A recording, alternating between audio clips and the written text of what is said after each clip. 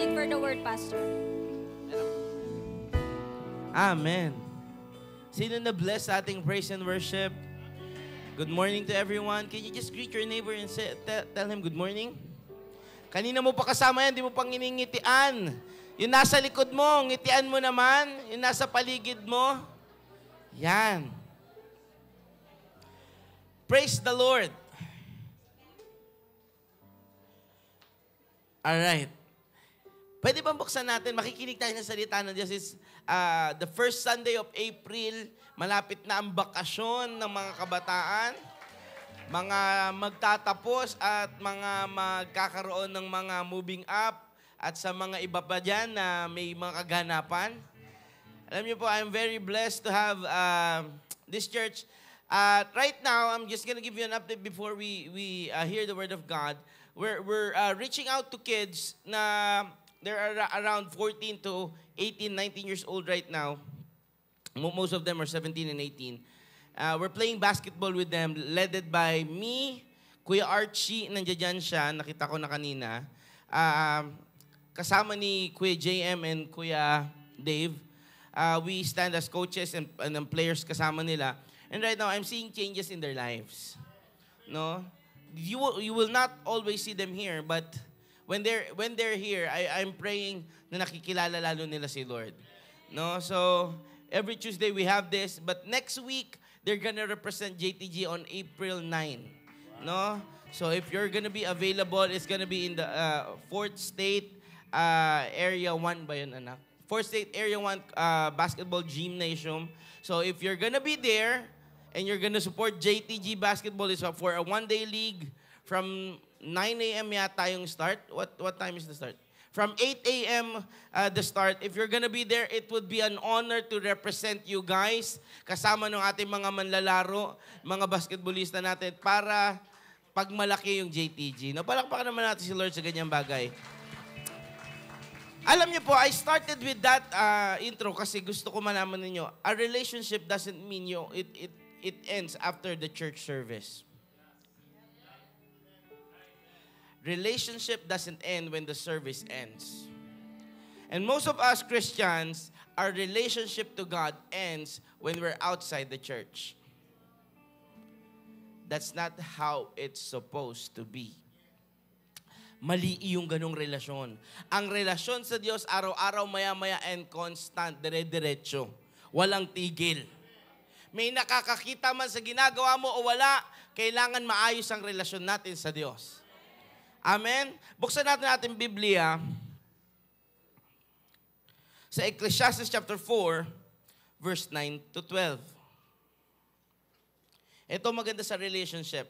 Two are better than one because they have a good return for their labor. Sandali lang anak, mamaya na si tata. Okay? Yan. Ulitin natin ha. Pasensya na po kayo. Palalayasin natin yung bata na yan pag umingay pa. Two are better than one because they have a good return for their labor. Verse 12, verse 10. If either one of them falls down, one can help the other up. Mabuti pa daw ang dalawang magkaibigan kasi kapag isa bumagsak, may magtatayo sa kanya. But pity anyone who falls and has no one to help them up. Pero kawawa ang isang tao na kapag bumagsak at wala siyang kaibigan na magtatayo sa kanya. Also, if two lie down together, they will keep warm. But how can one keep warm alone? Kung sila man magsasama, magsisiping, kapag sila'y nilamig, may magpapainit. Pero paano painitan ang sarili niya kung mag-isa siya? Kasunod. The one may be overpowered, two can defend themselves. A cord of three strands is not quickly broken. Kung isa lang, madali bumagsak. Pero kung may kasama ka, hindi ka basta-basta bibigay. Kaya pwede ba, bago tayo makinig ng salita ng Diyos, patuloy, no? Right now, ilagay mo sa heart mo, I need someone in my life. Kailangan yun na mailagay mo sa puso mo. Si Lord ang number one ka-relationship ko, pero kailangan ko ng mga kaibigan. Hindi yun nasa labas. Kailangan yun nasa loob na ng church. Mahirap kapag ang kasama mo, puro ang pangarap, ano kayang mainom mamaya? Ano kayang balita mamaya? Ano kayang latest news? Saan kayang makagala? Ano kayang pwedeng pagkagastusan? Pagpakayaman mo naman. Pagpalain ng Diyos sa kanyang salita, tayo lahat ay pumikit manalangin tayo. Panginoong Jesus, sa oras na ito, nagpapasalamat kami dahil tunay walang kapantay ang iyong pangalan. Wala kang katulad sa buhay namin. Lord, turuan mo kami ngayong umagang ito patungkol sa iyong salita. At Lord, magkaroon kami ng tunay na relasyon sa iyo. Purihin ka, parangalan ka, pasalamatan ka sa lahat ng ginawa mo na, ginagawa mo ngayon at gagawin pa sa buhay namin. Dahil alam namin ito'y magiging dakila. Sa oras na ito, ano man ang mga bigatin, ano man ang mga suliranin na pinagdadaanan ng bawat isa, I pray in the name of Jesus right now as we hear your word, tanggalin mo ito sa amin. Upang Lord, makapag-focus kami sa gusto mong ituro. Purihin ka at parangalan ka sa pangalan ni Jesus. Everybody say, Amen and Amen and Amen. Malakas na palakpak sa Panginoon. We can all be seated.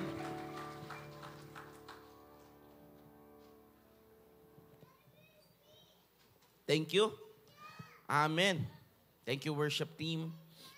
So, sa oras na ito, sabi ng 1 John 3:16, yan, andyan ba kayo? And God demonstrated His love for us in this. Hanapin mo yung version na binabanggit ko, anak. And God demonstrated His love for us in this. That, no. Tama yan, 1 John 3:16. I'm very sorry. I'm quoting the wrong verse. This is how we know what love is. This is how we know what love is. Jesus Christ laid down His life for us. Ganito daw natin nalaman ang pag-ibig na ibinigay ni Jesus ang kanyang buhay para sa atin. Kaya naman, and we ought to lay down our lives for our brothers and sisters. Kaya naman, tayo rin mag-alay ng buhay sa ating mga kapatid. Ibig sabihin, madali pong sabihin na anda kong ibigay ang buhay ko sa iyo, pero napakahirap sabihin magbigay ng buhay sa isang taong wala kang relasyon. Hindi mangyayari. Importante ang relasyon. Sabihin nga natin, relasyon. Ngayon, alamin natin, ano bang ibig sabihin ng relationship? Relationship means, ito po ang sabi ng dictionary ni google.com, the way in which two or more concepts, objects, or people are connected in the same state and being in one. Yun daw ang sabi ng dictionary. Parehas na konsepto, magkaiba man ang kanilang itsura, parehas ang kanilang pagkatao, dahil iisang kanilang koneksyon, meron silang relasyon, at parehas ang kanilang patutunguhan. Yun ang relasyon. At napakaganda, dahil ang gusto ni Jesus sa tao, magkaroon ng relasyon sa Kanya. Ang sabi ng Isaiah, ang tao ay naseparate sa Diyos dahil sa kanyang mga kasalanan. Ngayon, ayaw ni Lord na ma-separate tayo dahil gusto niya nga ng relationship. He made every effort to do the relationship mula nung dumating sa panahon ni Abraham. Kay Adan, meron siyang relationship. Ang sabi, naglalakad sila. Dumating si Enoch, naglakad ulit sila. Namatay nga lang ang lahat ng ito. At patuloy hanggang ngayong panahon na ito, naghahanap ng karelasyon ng Diyos. Meron ba sa simbahang ito gusto makarelasyon ng Diyos? What does God bring in the table in your relationship? Ano ba ang naibibigay ng Diyos sa kapag ka naging karelasyon mo siya?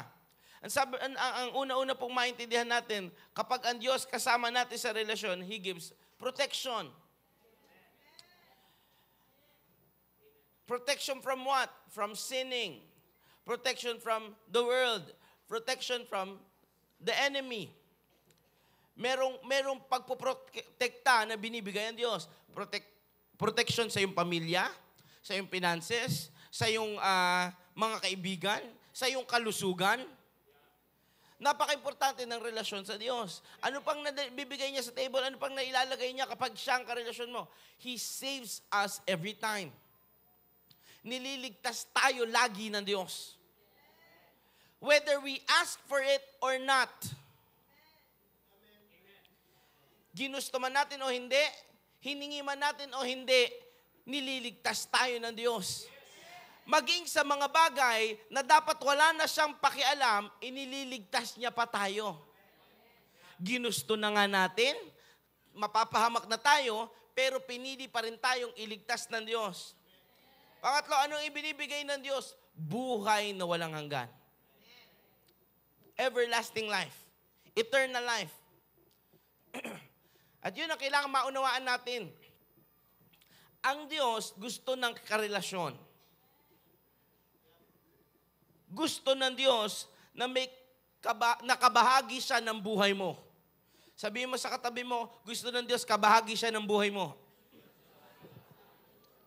Ang problema po ngayon sa maraming Kristiyano, gusto lang nilang kabahagi ang Diyos sa problema. Wala nang umi-amen. Gusto lang na maraming Kristiyano nakabahagi si Lord sa problema, sa sakit, sa karamdaman, sa suliranin. Pero ayaw nilang kabahagi ang Diyos kapag sila'y pinagpala na. Ang rason ng marami, masyado kaming busy kasi, Lord, meron kaming blessing na tinanggap, tapos kailangan baka mapabayaan. Baka masayang yung opportunity. Alam niyo po, this is the most common reason na ginagawa ng tao. Nandyan po ba kayo? Maiintindihan naman niya yan. Siguro naman maunawaan ni Lord. Sabihin mo nga sa katabi mo, palusot lang yun. Sige, sabihin mo sa katabi mo, kailangan may kausap tayo, tignan mo siya, sabihin mo, alam mo, palusot lang yun. Madalas, sinasabi mo yon hindi kay Lord. Sinasabi mo yon sa sarili mo. At pinapaniwala mo ang sarili mo na okay lang kay Lord yon at pinipilit mong sabihin sa sarili mo, okay nga lang ba talaga yan? Pero alam natin ang katotohanan na kaya mo lang nasabi yung mga ganung palusot o bagay na mga sinasabi mo na yun kasi alam mong ayaw ni Lord. Wala na akong kausap. Kung isi-switch ko to sa blessing and blessing and blessing, maraming amen ng amen.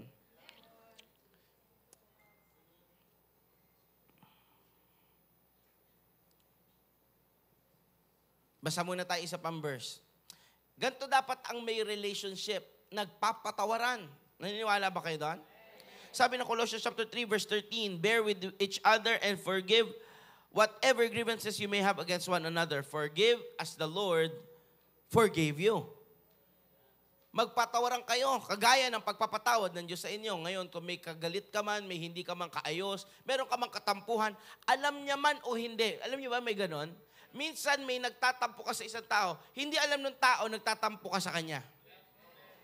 Minsan nga, galit ka sa isang tao, hindi niya alam, galit ka sa kanya eh. At minsan, ito ang katotohanan, nagagalit tayo sa isang tao, pero ang totoo, wala siyang kinalaman sa kinagagalit mo. Damay lang siya nung bent out mo. May mga ganyan eh. Sa trabaho, galit na galit lagi yung boss mo. Tanungin mo, baka mamaya sa bahay nila, hindi sila ayos pamilya. Boss, ba't lagi kang galit sa akin? Ang aga ko naman. Ginagawa ko naman yung trabaho ko. Ba't dito mo nilalabas yan? Gusto mo ba ng counseling? Yung iba, nag-a-abuse ng power. Kaya nagagalit-galitan. Hindi ko po nilalahat. Ha? Pero yung iba, ganito. Magtatampu-tampuhan. Sa relationship, either lalaki o babae, para suyuin lang siya. Wala nang umi-amen. Baka, lahat ng guilty say amen.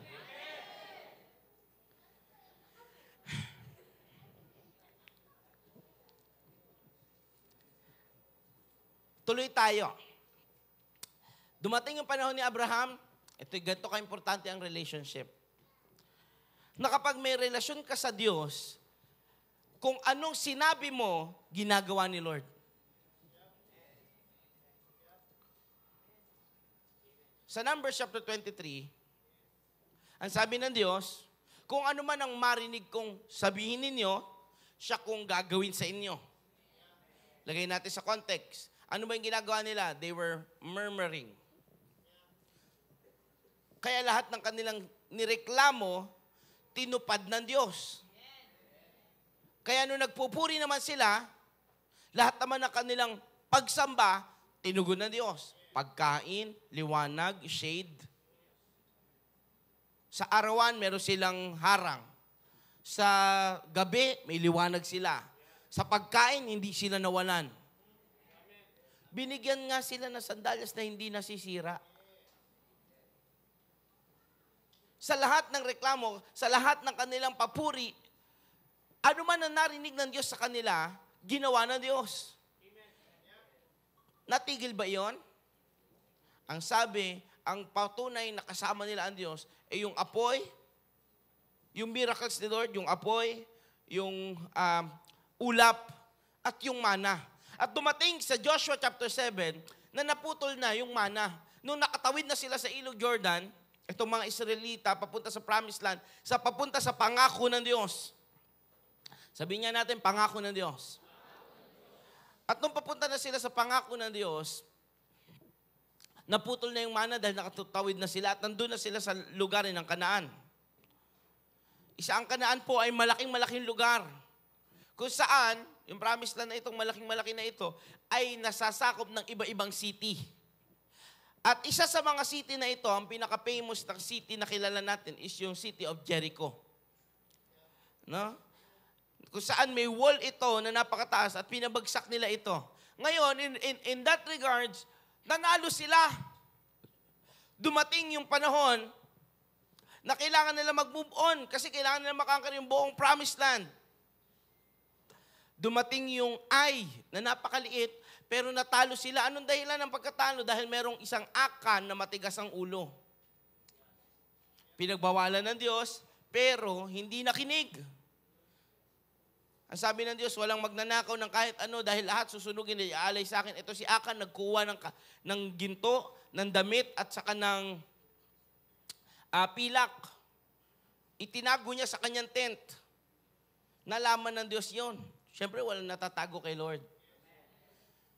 At pagdating ng time, sinubukan nilang sakupin ng Ai, which is, kailangan sakupin ng Jericho ng 30,000 na tao. Ang Ai, kailangan 2 hanggang 3,000 lang. Napakaliit. Pero talo sila lagi sa Ai. Anong dahilan? Dahil may matigas ang ulo. Sabihin nga natin, katigasan ng ulo. Ang relasyon nasisira kapag ang isa, matigas ang ulo. Doesn't matter kung ito'y sa mag-asawa, sa mag-ina o mag-ama, o kahit sa magkaibigan. Naintindihan natin? Nasisira ang relasyon. How do you build it up? Kailangan may kaparusahan. Kailangan may show of regret or repentance.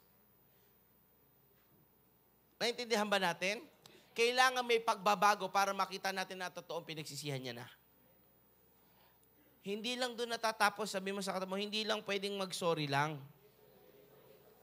Sige nga, kailangan may kausap ka. Kausapin mo yung nasa tabi mo, sabi mo, hindi pwede sorry lang. Pag may mali, kailangan bumawi. Sabihin mo sa katabi mo, bawi-bawi din. Alright, patuloy tayo magbasa. Ito ang sabi, nanalo na sila ngayon sa Ai. Naparusahan na si Akan. Dumating sa Joshua chapter 9. Ngayon, babasahin natin. Andiyan na kayo? Ang mga tagumpay ng Israel ay nabalitaan ng lahat ng mga hari sa ibayo ng Jordan, sa kaburulan, sa kapatagan, at sa baybayin ng dagat. Time out muna tayo. Dumating kay Joshua yung leadership kasi yung relationship ni Moses at ni Jesus o ni Yahweh ay natapos dahil namatay na si Moses. Naghanap ulit siya ng bago. Ngayon, yung bagong ka-relationship niya, ang pangalan Joshua. Ito ngayon si Joshua, laging nakikinig kay Lord. Ang kaibigan natin, okay, nandiyan kayo? Kapag pinakinggan mo, huwag mong baliwalain pag nagsabi na ng totoo. Madalas pinakikinggan natin yung kaibigan natin dahil pabor sa atin. Pero kapag isang bagay na hindi mo gusto ang sinabi niya, away, hiwalay, cool off, o kung ano man, wag muna tayo mag-usap. Bakit? Ang dating, hindi pabor sa akin eh. Kapag ang mga kaibigang nakasurround sa'yo, laging pabor lang sa iyo. At hindi ka ituturo sa tama, iwan mo sila. Ipapahamak kanyang mga yan.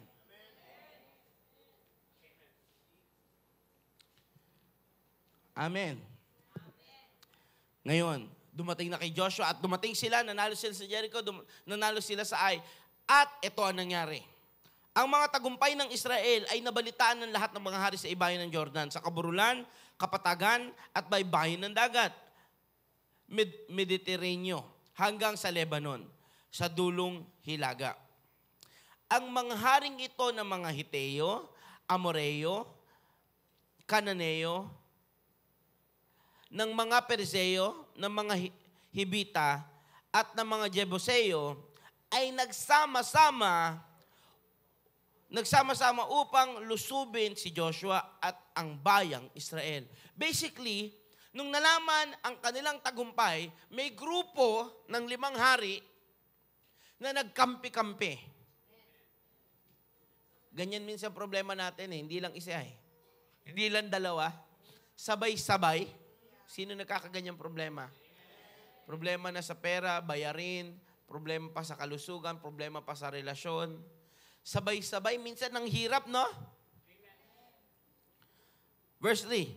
Ngunit nang mabalitaan ng mga taga-Gibeon ang ginawa ni Joshua sa Jericho at sa Ai, umisip sila ng paraan upang malinlang si Joshua.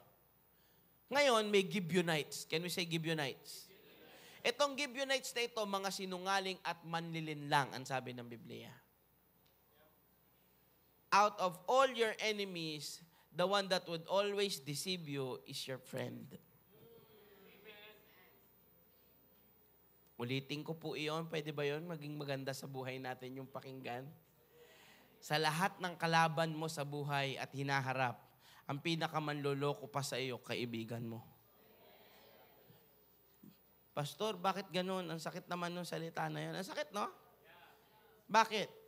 Sa lahat ng kalaban mo, ang niloloko mo pa, ang Diyos nakakampi mo na lang. Malakas na palakpak sa Panginoon. Lahat na nakaintindi nun, say Amen. Marinig ng puso natin ngayon yan. Sa lahat ng hinaharap na natin sa mundo, ang gusto mo pang talikuran, ang gusto mo pang kaaway, ang gusto mo pang lukohin, yung nag-iisa na lang nakakampi mo pa.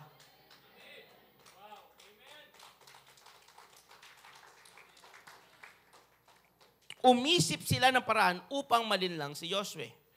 Nagdala sila ng mga pagkain at kinargahan nila ang kanilang mga asno ng mga lumang sako at mga sisidlang balat na tagpi-tagpi. Nagsuot sila ng mga pudpod at butas-butas na sandalyas at damit na gula-gulanit.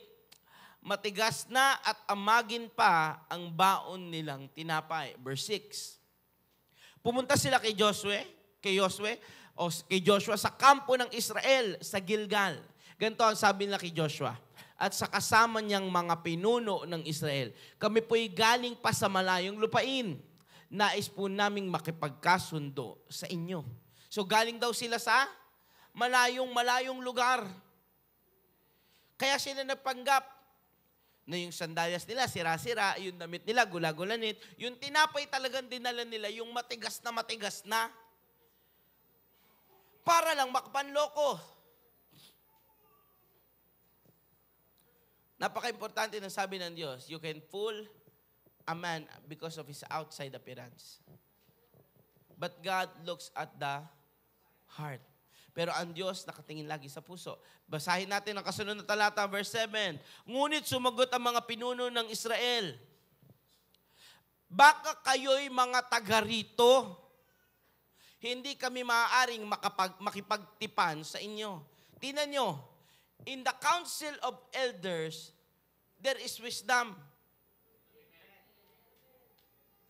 kapag may mga totoo kang pinakikinggan na mga leader sa buhay mo, nagpapa-advise ka, may tama sanang sagot. Ang sabi ng mga pinuno, yung mga matatanda ng Israel, no? Baka naman niloloko nyo lang kami? Baka tiga dyan lang kayo, ha?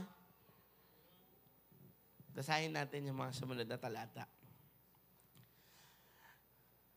Sino daw yung nagsasabi, balik mo nga anak, verse 7, yung mga matatanda o yung mga pinuno ng Israel. Pero ang manlilinlang, walang pakialam sa sasabihin ng nasa labas. Kung ikaw ang dadayain, ikaw lang talaga. Tingnan nyo, ha? Verse 8. Nagmakaawa sila kay Joshua. Handa po kaming maglingkod sa inyo. Tinanong sila ni Josue, sino ba kayo? Saan kayo galing? May wisdom na nung una eh. Nagpaalala na eh. Meron ng discernment. Pero minsan, kinakausap ka na ng banal na Espiritu ng Diyos dahil gusto kanyang proteksyonan, gusto kanyang ingatan. Kaso yung kutob mo, yung tinuro sa'yo ng Diyos, ayaw mong pakinggan. At pipilitin mo yung gusto mo pa rin.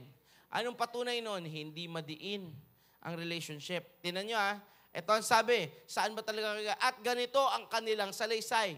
Buhat po kami sa napakalayong lupain.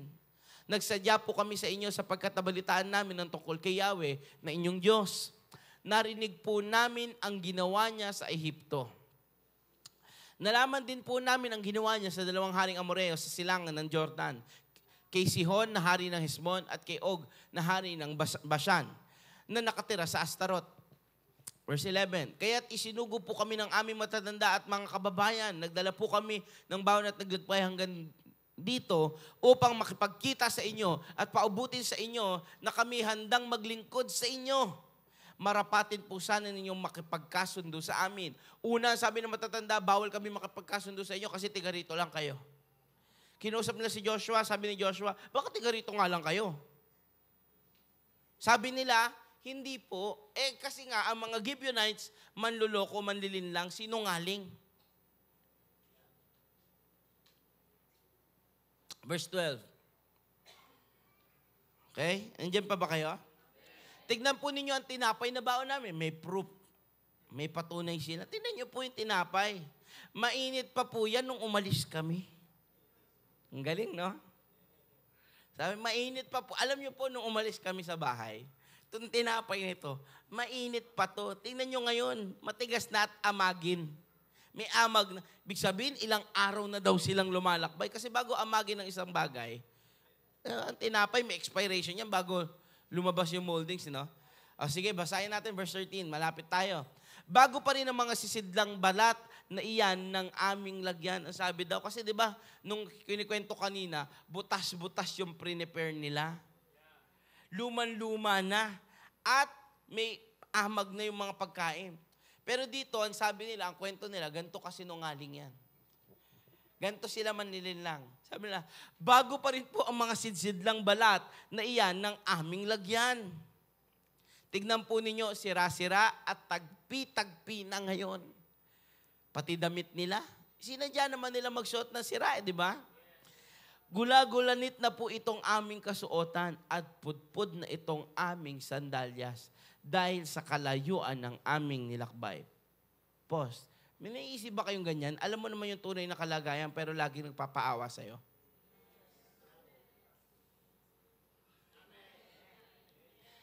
May mga tao talagang ina-uphold lang ni Lord. Pero may mga tao alam mo niloloko ka pero pinapatulan mo pa rin. Kaya kapag ikay nasira, wala kang masising iba. Anong sabi ng salita ng Diyos? Verse 14, importante ito. Tinikman ng mga pinuno ng Israel ang mga pagkain. Ano daw ang sabi? Babalikan nyo lang yung verse. Yung tinapay nila, amagin na, sira na, pulok na. Tingnan nyo gaano katigas ang ulo ng tao dahil sa natural na katingin at hindi dahil sa relationship kay Lord. Hindi dahil sa kanilang spiritual discernment. sa katigasan ng ulo ng mga to, tingnan nyo ginawa. Kita mo na ng mata mo may amag. Kita mo na bulok. Anong ginawa? Tinikman.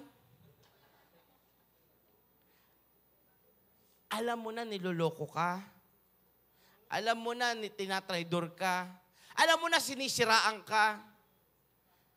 Tapos nilibre mo. Pauupuin mo, kwentuhan mo ulit na malalalim mong sakit. Ewan ko ba kung may kausap pa ako? Tinikman ng mga pinuno ng Israel ang mga pagkain. Ngunit hindi man lamang, wala akong kausap. Kailangan nagbabasa tayo. Tinikman ng mga pinuno ng Israel ang mga pagkain, ngunit hindi man lamang sumangguni kaya higit sa lahat ng karunungan. Higit sa lahat ng experiences natin. Walang nagkamali kapag narinig mo ang tinig ng Diyos. Walang nagkamali sa pagdinig sa tinig ng Diyos. Kasi pag narinig mo siya, magsasabi siya ng totoo at tama.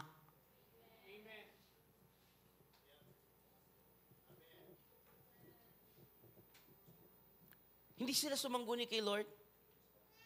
Ano nangyari sa kanila? Basahin natin yung mga sunod na talata.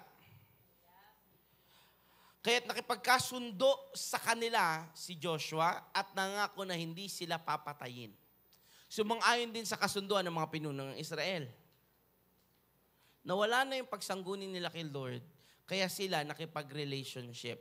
There are relationship in your life that is there that you need to cut. And there are things that in your life you have to have the right relationship. Makikita natin sa kwentong ito, yung relationship nila sa tao na buo, pero yung relationship nila sa Diyos nasira. Do not let relationship of this world ruin your relationship with God. Kapag yung asawa mo pinagbabawalan kang magsimba, gusto niyo ng katotohanan? Sabi ng Biblia, mapalad na nag-iiwan ng sambayanan, trabaho, ng lahat. Para sa salita ng Diyos. Para ipangaral ng salita ng Diyos. Paano may papangaral kung wala kang natatanggap? Importante ang pagsamba.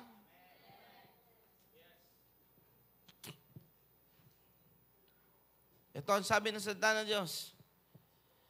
3 araw pagkatapos pagtibayin ang kasunduan, nalaman ng mga Israelita na hindi pala taga-malayo ang mga taong iyon, kundi taga-roon din sa lupaing iyon. Anyinyi.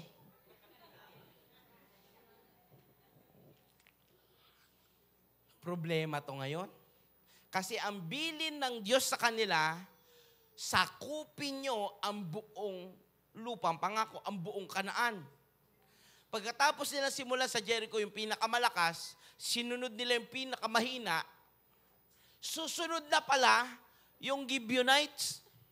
Dahil hindi sila nakikinig kay Lord, problema. Mas pinili nila yung relationship sa tao kesa sa Diyos. Ganyan po ang kalagayan ng maraming Kristiyano. Tingnan nyo ha, basahin natin. Ito yung, sa Joshua chapter 9 verse 16 is the realization na nagkamali sila. Kaya lumakad sila at pagkatapos ng 3 araw ay nagtagpuan nila ang mga tinitira ng mga taong iyon, ang mga lunsod ng Gibeon. Sa Pira, Birot at lunsod ng Jearim. Next na pala to. Kaya pala ang tatalino, nagpanggap. Next na kasi silang sisirain. Ngunit hindi magawang patayin ng mga Israelita ang mga taong iyon sapagkat, ano daw? Ang mga pinuno ng Israel ay nanumpa sa kanila sa pangalan ni Yahweh. Ngayon, ito nangyari. At nagreklamo ang buong bayan laban sa pangyayaring iyon. Ang nagreklamo yung buong bayan. Kahit ikaw lang, damay ang buong sambayanan mo. May mga bagay na pinapasok tayo na damay lahat. Kaya ayusin mo yung relasyon mo. Imbis na sumangguni ka sa tao at alang-alang sa relasyon mo sa tao, gawin mo alang-alang sa relasyon mo sa Diyos. Pwede bang palakpakan natin malakas ang Panginoon sa bagay na iyan? Verse 19, kaya't nagpaliwanag ang mga pinuno. Nakipagkasundo kami sa kanila sa ngalan ni Yahweh, ang Diyos ng Israel. Hindi natin sila maaaring saktan. Verse 20, kailangan igalang natin ang kanilang buhay. Kung hindi, baka tayo ang parusahan ng Diyos dahil sa sumpang aming binitawan sa kanila. Whether it's right or wrong, God honors a promise. Ay, hindi nyo naintindihan. Uulitin ko po yun and I pray mag-sink in sa inyo. Kahit mali o tama man, basta nangako ka, ginagalang ng Diyos. At pag hindi mo tinupad, tayo ang mananagot sa Diyos. Sino dito may mga pangako na dapat niyang galangin? Hindi dahil nagalit ka na, dahil sira na ang relasyon mo sa Kanya. Ngayon makita natin, kaninong relasyon ang mas gagalangin nila? Para tayong nanonood ng istorya ngayon, sana naiisip nyo, no? Parang, kasi nangako kami dito. May pangako kami kay Lord na susundin namin siya. Ano kaya to? Kapag pinatay namin sila, dahil kay Lord kami nangako na hindi namin sila papatayin, patay kami. Pag hindi naman namin sinunod ang Diyos, patay din kami. Checkmate. Parang sacrifice queen to ah. Ito ang sabi.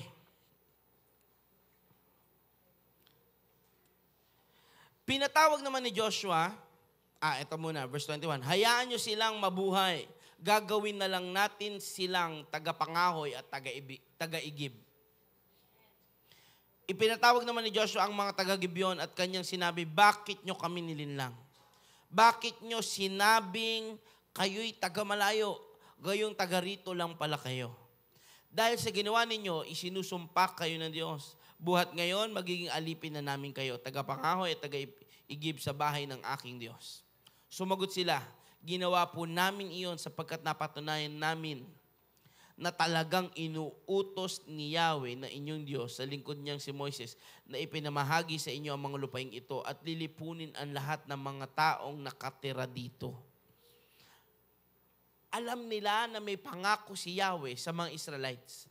Alam nila na kapag kakampi mo si Lord, walang magiging laban sa iyo. Walang hadlang na inilagay ng kaaway na mananaig.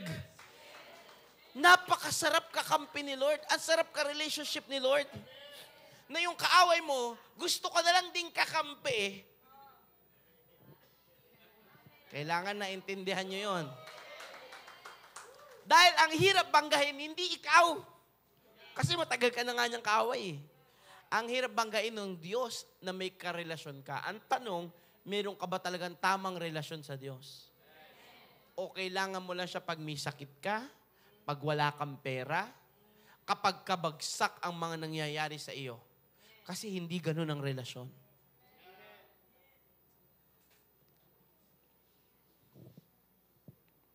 Tuloy tayo. Sino gusto pagpatuloy ang ating salita ngayon? Malapit na po ito.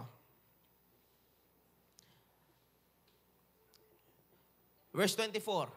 Sumagot sila, ginawa po namin iyon sapagkat napatunayan namin na talagang inutos ni Yahweh ng inyong Diyos sa lingkod ni Moises na ipinamahagi sa inyo ang lupaing ito at dilipulin ang lahat ng taong nakatira dito. At ngayon kami dumating na. Natatakot po kami baka kami lipulin ninyo. Kami po'y nasa ilalim ng inyong kapangyarihan ngayon.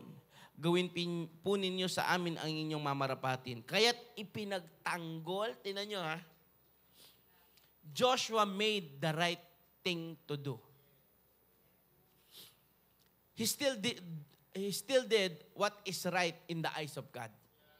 Dahil kayo ay alipin namin, hindi namin kayo papatayin. Nangako kami sa Diyos. Ito ang ginawa ni Joshua sa kanila. Kaya't ipinagtanggol ni Joshua ang mga taong iyon at hindi pinabayaan. Kapag nangako ka kay Lord, gawin mo. Sabi mo, Lord, pwede ba ako maging totoo lang? Mo, Lord, bless mo lang ako, magkatrabaho lang ako, increase mo lang ako, promote mo lang ako. Lord, magiging tapat ako sa church. Maglilingkod ako. Ginawa lahat ni Lord eh. Siya tumupad ng pangako, ikaw. Right relationship. Can we say right relationship?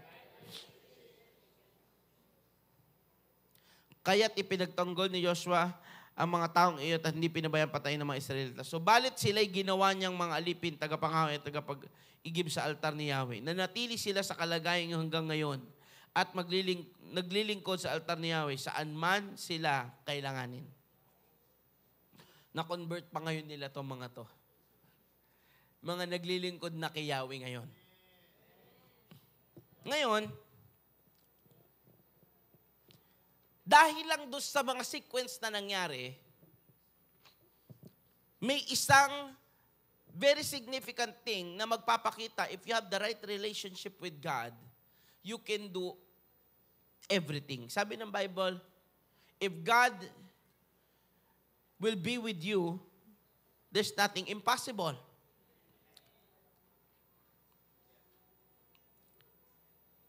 Ngayon, chapter 10 tayo. Nabalitaan ni Adoni-Zedek, hari ng Jerusalem, na sinakop at tinupok ni Joshua ang lungsod ng Ai. Nabalitaan din niya ang ginawa ni Joshua sa hari ng mga mamamayan ng Ai. At ang ginawa niya sa hari ng Jericho at sa mga taga roon. Nalaman din niya na ang mga taga Gibeon ay nakipagkasundo at naninirahang kasama ng mga Israelita. Labis itong ikinabahala ng mga tiga Jerusalem sapagkat ang Gibeon ay kasinlaki ng mga lungsod na may sariling hari. Higit na malaki kaysa Ai. At magigiting ang mga mandirigma nito. Wait. Yung mga hari na nasa paligid, takot sa Gibeon. Dahil yung Ai at yung Jericho, kahit pagsabahin, hindi mananalo sa Gibeonites. Pero yung Gibeonites, takot sa Israel, hindi dahil sa lakas ng Israel, dahil kasama si Yahweh. Grabe kapag may right relationship ka kay Lord. Kahit outnumbered ka, kahit mukha ka mahina sa harap ng marami, kahit parang patalo ka dahil lang may right relationship ka kay Lord. Ito ang sabi ng salita ng Diyos. May batang maingay, Pastora Ruth, please, pakitupi.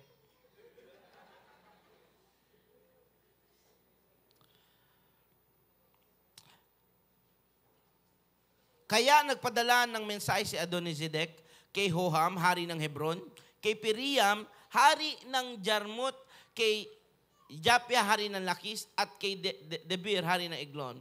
Ganito ang kanyang pinasabi, kailangan namin ang inyong tulong. Kailangan salakayin natin ang Gibeon sapagkat ang mga taga roon ay nakapagkasundo kay Joshua at sa mga Israelita. Nagkaisa nga ang 5 hari ng Amoreo. Kanina, ang pinagkakaisahan si Israel, si Joshua. Ngayon, dahil nakipagkasundo na itong Gibeonites kay Joshua, ang pinagkakaisa na itong Gibeonites. Lahat na nakakasunod sa amen. Napakaganda po ng istorya na ito dahil maunawaan natin gaano ang tamang relasyon sa Diyos. Anong nagagawa niya? Nagkaisa ang 5 hari ng Amoreo, ang mga hari ng Jerusalem, ng Hebron, Jarmut at Lakis at Eglon. At pinaligiran nila at sinalakay ang Gibeon. Verse 6, nagpasabi naman kay Joshua ang kampo ng Gilgal at mga taga-Gibeon, huwag po ninyong pabayan itong inyong mga abang alipin. Pumarito po kayong madali upang kami saklolohan. Iligtas nyo kami. Pinagtutulong-tulungan po kami ng lahat ng mga haring Amoreo na ninirahan sa kaburulan. Kaya nga dumating si Joshua buhat sa Gilgal kasama ang kanyang buong hukbo. Pati ang magigiting niyang mandirigma. Sinabi ni Yahweh kay Joshua, huwag kang matakot sa kanila. Ibinigay ko na sila sa inyong mga kamay. Wala ni isa man sa kanilang makakatalo sa inyo. Ang ganda ng pangako pagkakampi mo si Lord. Pag may tamang relasyon ka kay Lord, napakaganda ng pangako niya. Huwag kang matakot sa kanila. O ngayon, sino-sino? Pwede mo pangalanan mo yung kinatatakot mo ngayon? Ano? Si Judith daw. Nakakatakot naman talaga nga ni. Totoo naman talaga nakakatakot yan. Di ba? Ano pa? Sino yun? Si Juna. Totoo rin. Nakakatakot din yan si Juna. Totoo. Nakakatakot ang bayaran sa eskwelahan, ang bayaran sa bahay. Nakakatakot yung kalusugan mo na wala nakakailam na ikaw lang ang umuubo sa gabi.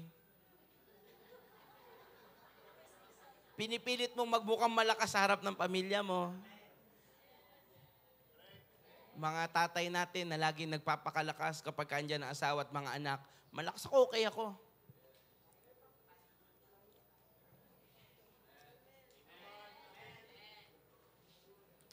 Kakampi mo si Lord.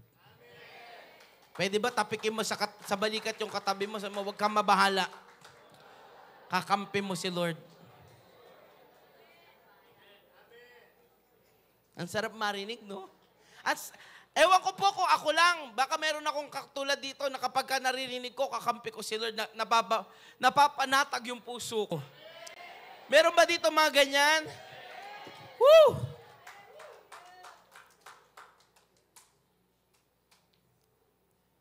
Verse 9, magdamag na naglakbay si Joshua at ang kanyang hukbo buhat sa Gilgal at bigla nilang sinalakay ang mga Amoreo. 5 hari, 5 hukbo, Israel at ang Diyos. Na-imagine nyo ba yung laban? Kanina, itong mga to, ready nang ubusin yung Gibeonites. At yung Gibeonites, anytime kayang ubusin ng Israel. Sana nakikita nyo yung magnitude ng yung pataas na pataas. Si Israel, napakaliit. Si Gibeonites, ang laki, kaso kakampi na ito si Lord eh. Tara, pasakop na lang tayo. Ang hirap kalaban yan.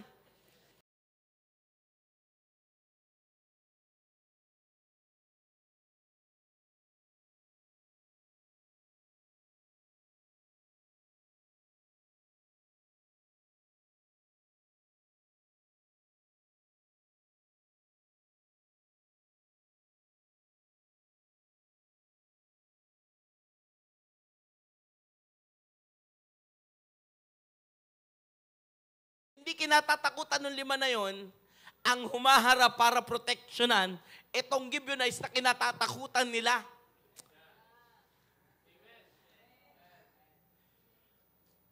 At sabi ng Biblia, inuubos na ngayon ni Joshua. Parang ganito nangyari, dapat iisa-isahin ko kayo eh. Total, nagsama-sama naman na kayo, thank you. Hindi nyo na ako pinahirapan. Ang sabi na nyo sa akin, bayan-bayan ko kayong ubusin. Total, nandyan naman na kayo. Thank you, tara. So, ito na nangyari.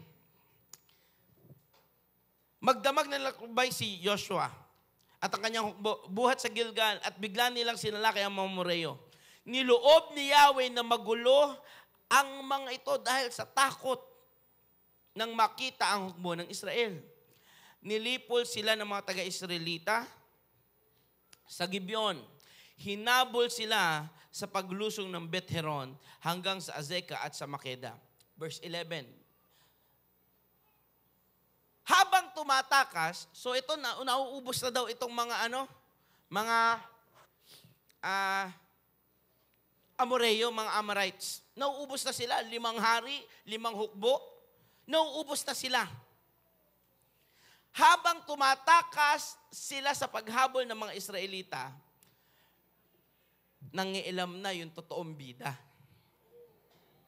Sa buhay natin, hindi tayo ang bida. May bida sa buhay natin. Walang iba ang Diyos. Sabihin ko sa inyo, kapag hindi mo karelasyon ng Diyos, kaaway mo siya kasi yun ang sabi ng salita ng Diyos. Who is not the friend of God is an enemy of God. Whoever loves the world is an enemy of God. Kung sino man nagmamahal sa mundong ito, kaaway din ng Diyos. Kaya maganda na lang mahalin mo ang Diyos ng lubos. Kamuhian mo ano man nasa mundong ito. Eto na. Samantalang tumatakas sila sa paghabol ng mga Israel, pinaulanan sila ni Yahweh ng malalaking tipak ng yelo buhat sa langit. If you can imagine, nasa langit, si Lord, sabi niya, tumatakas na oh. Nakbilisan mo, Joshua, nakakatakbo. Na-imagine nyo ba? Ayan na, wait lang, para maharangan ko, wait lang. Ay, namatay yung iba. Sige, habulin nyo lang. Bumabato si Lord. Nagagalit siya. Bilisan yung mga anghel, kulang na ng bato. Asan pa? Kumukuha siya. Buti hindi ginto yung binabato ni Lord, no? Kasi sa langit, ang bato, no? Ginto, ang apakan. Yelo lang, baka yumaman. Ito na. Umabot ito hanggang Azeka at nagpakaraming namatay. At napakaraming namatay sa pagbato ng yelo. Sabi, pinapatay ni Joshua, kanan kaliwa. Tapos, yung tatay niya sa langit, nangialam, tumulong. Aba, anak ko yan ah. May relationship kami niyan ah. Hindi pwedeng ginaganyan mo yan. Tumulong na ngayon siya. Tingnan nyo ah. Out of the whole story, biglang may lumabas na verse na ganito sa verse 11. Mas marami pa ang namatay sa pagbagsak ng yelo kaysa tabak ng mga Israelita.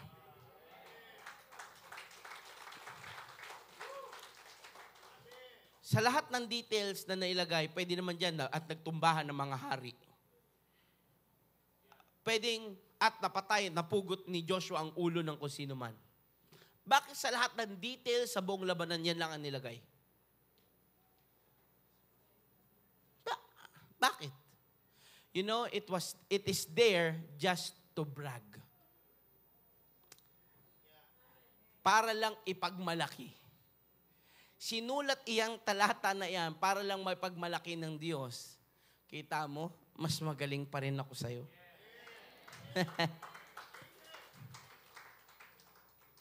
Hindi natapos doon. Sabi kasi ni Joshua, Lord, marami na ako napatay dito. Sabi Lord, hindi, mas marami ako.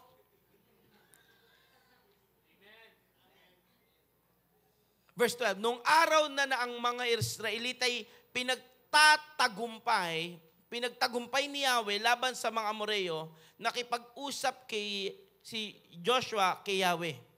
Ito ang sinabi niya na narinig ng buong bayan. Time out. Mula umaga, sabi ng Biblia, binasa natin kanina, madaling araw nilusob nila, gagabi na ulit.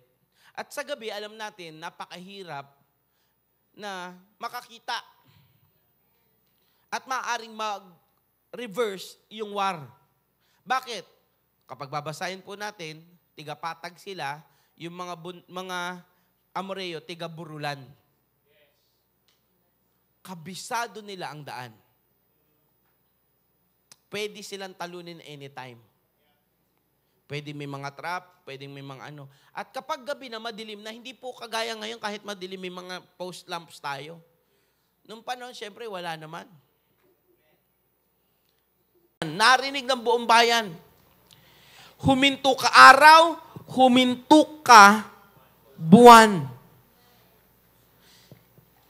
Lahat na nakakasunod, say amen. Palakpakan nga muna natin ang Diyos.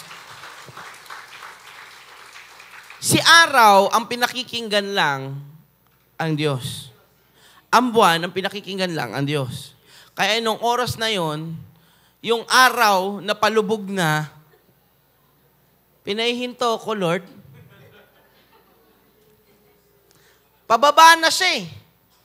Sabi niya, okay, ikaw na buwan ha, tapos na yung duty ko. May sumigaw sa kanya, huminto ka dyan, huwag kang gagalaw. Sige po. Tapos maya-maya, sabi ng araw na to, sandali, hindi si Lord yun ah. Ba't nga ba ako nakikinig? Tumingin ngayon tong araw. At yung buwan huminto rin, sabi niya, ako na duty ko na eh. Bakit hindi ako pwedeng gumalaw dito? Naiintindihan niyo ba? Sabi ngayon nung araw, Lord, pwede ba yon? Pwede ba yung sinabi ni Joshua? Hinto daw ako. Lahat na nakakasunod sa amen. Ang sabi ng Diyos, huwag mong hayaang ulitin ng anak ko yung sinabi niya. Sinabi niya na, gawin mo.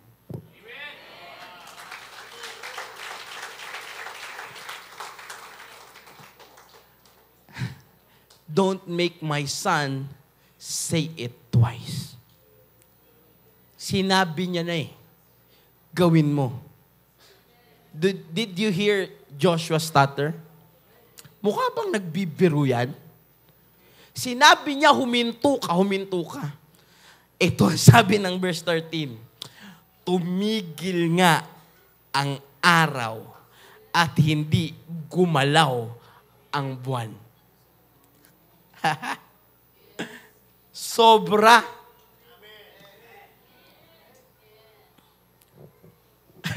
Sinong pumipigil ng araw? Meron bang ganon? Meron ba gabi na, alas 6, ayoko pa magdilim. Huwag kang gagalaw dyan. Sobrang, para magawa mo ito, may matindi kang relasyon sa Diyos. Babasahin natin.